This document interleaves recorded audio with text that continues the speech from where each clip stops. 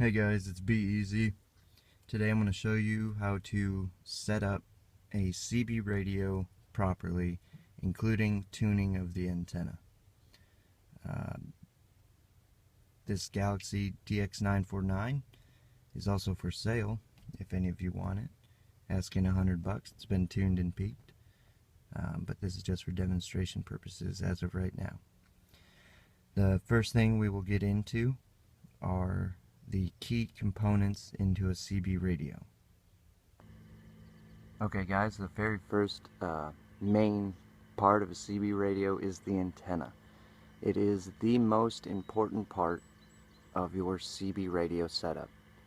You could have a real cheap Walmart radio but have a real good antenna and be getting out just as far, you know, as you would with a Galaxy or Cobra. The second thing you need to worry about is obviously your radio. The radio you want to choose for what you want it to use for. If you were just using it for vacation, maybe you want a cheaper, smaller setup. If you've got a permanent setup like this one, you want a nice big radio that you can get out and talk to anyone and not have any issues. This one is also a 10-meter radio, so I can also talk on different bands and talk to other ham operators. The third thing is obviously your microphone. This is a Rode King 56. Very nice microphone, awesome sound, noise canceling, very crisp and clean audio out of this microphone. The next thing is a SWR meter.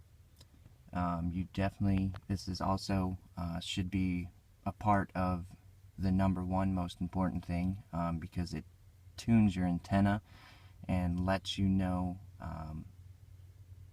how well your antenna is operating and how much range and power you are going to be able to be putting out through your antenna. This is something you definitely have to have for your very first CB setup to tune your antenna to your radio, because with a improper SWR, you will fry your radio. Or that's at the very worst, or you will get terrible range and terrible performance and terrible audio. So really, the SWR is extremely important to a CB setup. These are very cheap. All you really need them for is the SWR. You can get them for $20 to $40 at a truck stop or your CB shop. But you definitely need to have this to tune your antenna. You also want to get a tunable antenna so you do not harm your radio. If you're going to spend any amount of money, it definitely should be in your antenna. That is the most key critical part. Okay, so now we know that the critical parts of a CB system. Now let's go into how we hook them up. The first thing we are going to start with is our power. A lot of people get lazy with this, or maybe just don't really know what to do or how to do it, or think it'll be too hard. But what you want to do is run your power straight from your battery to your radio. You do not want to get power from underneath the dash because you will get a lot of feedback and alternator whine through your electrical system that you don't want. CB radios are very sensitive to that kind of stuff. So definitely run your power straight from your battery to your radio. So I will show you now. We'll go into the engine compartment to what I did.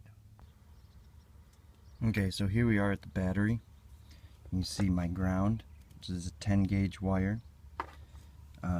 Your radio, you're definitely going to want to use your stock wires that came with your radio because it is meant for that radio and meant for that power usage. So do not try to make your own power wire, just use what they have. If you have to extend the wires, use the same gauge wire that came with your radio. My radio, because it has a huge amplifier on it, came with 10 gauge on power and ground and a big 30 amp inline fuse. I have it run straight to the battery. It comes through here and goes back down into my firewall there. You can see I've got a little foam rubbery plug that I just cut a slit through and poked them through. And okay, now we'll go under the dash and I'll show you where they come out. Alright, here we are under the dash. You can see them coming out there. I have them run around straight to the radio. Like I said, this one has a very large amplifier hooked into it.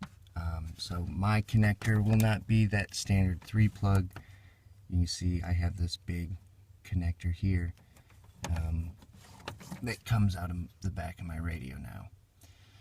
But yeah, you'll run that straight up in here. Try to keep it clean. I mean, where I have it here on the knee bolster, I've got plenty of room for my foot. This is not my normal setup. I have the SWR meter hooked in so I can show you guys how to do the SWR. But normally my wire is connected through here, runs under here, and goes to the back.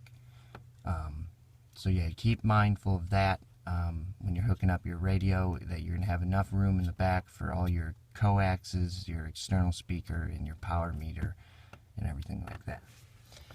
Alright, now we'll go to the antenna and show you how we have that.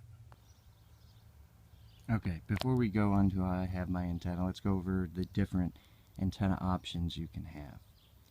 I have a Wilson 5000 magnet mount, which is a 62.5-inch whip. I know a lot of people with pickup trucks like to go with mounting it on the inside of the bed here with a fiberglass antenna or some kind of whip or whatever antenna you may have. It is good for aesthetics, good for range, and audio, no. You could get a Wilson 5000 trucker, which comes with a steel leader to put it up higher, but really if you have a base mounted coil like a Wilson 5000, you're really going to want that coil above your roof.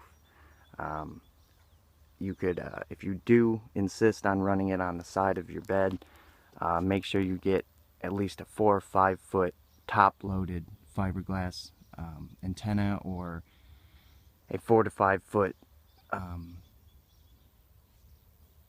center mounted coil antenna, or mid mount antenna, whatever you want to call it. But for this install, I went with the magnet mount and have it dead square in the middle of the roof, and I will get up there and show you why. Okay, we're up here on the roof. You can see that it is not in the back like you will see sometimes, but it is dead square in the middle of my roof. The reason for that is you get the best ground plane for the antenna. The ground plane is very important because for your transmit and receive signals, you will have a perfect 360-degree even transmit and receive area. That's very important if you want to get the best range and sound out of your antenna.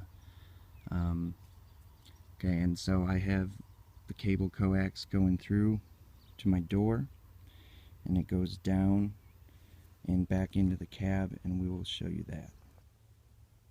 Alright, you can see it comes in here on the side of my door.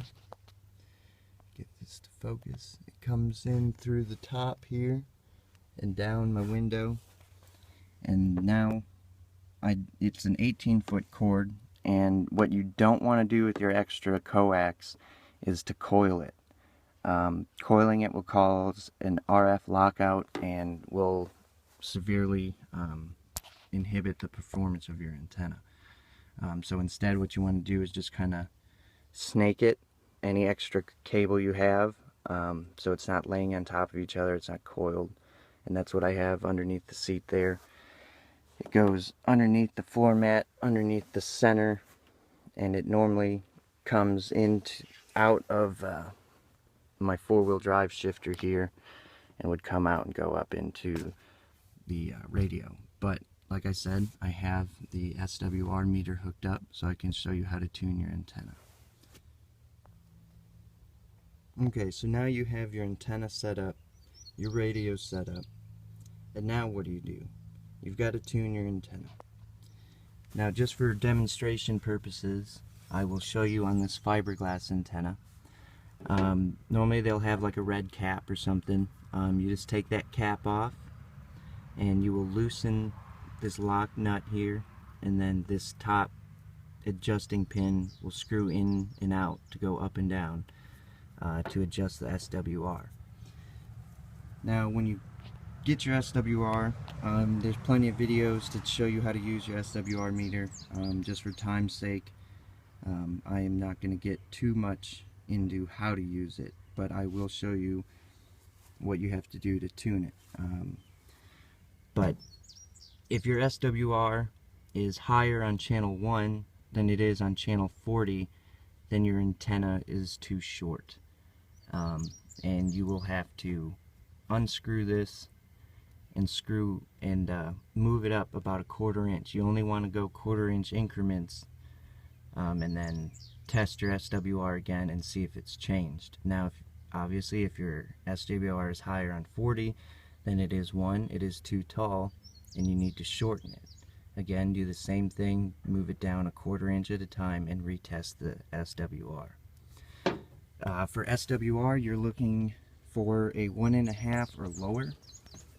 Anything over that, and you really start losing a lot of your transmit power out of your antenna, and you will be not getting very good range, not very good audio, and it just will start put a lot of work on your radio. And if it's over 3, you could cause severe damage almost instantly to your radio. So let's go inside and show you the SWR meter. Alright, so we've got the SWR hooked up. Your antenna comes in here. This coax goes to the radio. Okay,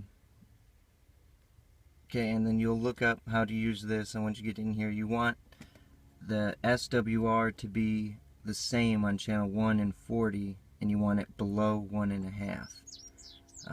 Anything over 1.5 and you're starting to lose good power out of your antenna, and anything over 3, you're in big trouble and will fry your radio.